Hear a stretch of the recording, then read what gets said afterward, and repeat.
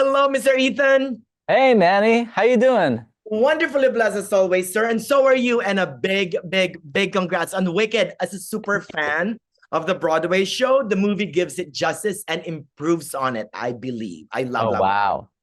Wow, as a super fan myself of the show, that means a lot. Thank you for saying that. I feel so grateful to be a part of something that we all cared so much about doing justice to these characters and taking care of them. And so to hear from people who love the stage show that it feels like we did that is kind of the biggest compliment. Thank you.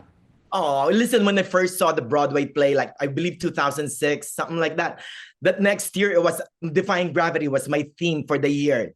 2025 is the same this year for me, but take us from the very beginning. You're a Broadway sensation yourself, Mr. Ethan. The title role in SpongeBob SquarePants, the Broadway musical, and Lee Harvey Oswald in Assassins.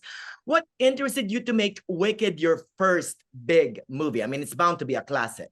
I mean, God, you couldn't ask for a better sort of big splash movie to start off in. I've done other movies, but nothing of this scale. And I've done a lot of, I mean, not a lot of Broadway. I've done a little Broadway and theater in New York, and I feel really grateful to be a part of that community. It's something that I really love. And so to be working on Wicked, which, by the way, has been the kind of thing that everybody's been talking about, this film adaptation of Wicked, for as long as I've been around, for 15 years, for 10 years at least. People have been talking about when they're going to make this movie.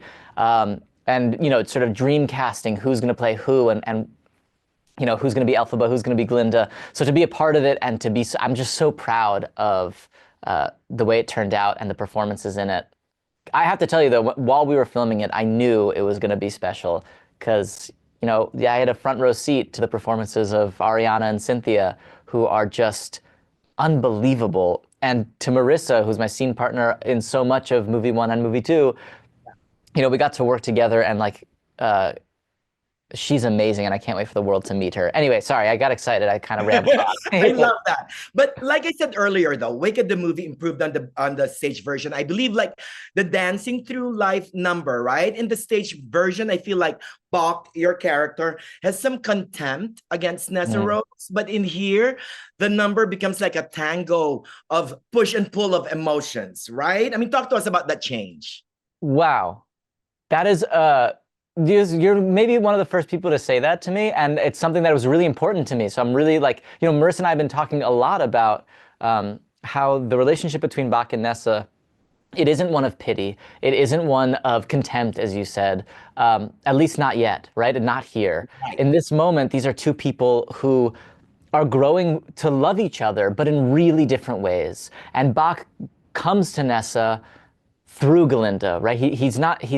It's not necessarily his idea to approach her, but they do care for each other and they do become really close. And to us, that was a really important part of the story, especially when you're able to sort of live with these characters over the course of two movies and spend a little bit more time getting to know us. We really wanted to tap into that nuance and humanity that people really have all the time. Relationships aren't always equal.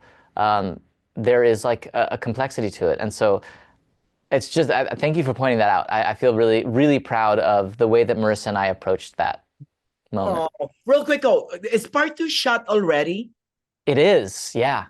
I cannot wait when I saw to be I can't wait continued. either. I have been incessantly texting Jon and anyone I can to just say can we please see it right now? But I guess we'll all have to wait till November of 2025. There you go. A big congrats on the Wicked again, and let's continue to defy gravity, Mr. Ethan. Thank you.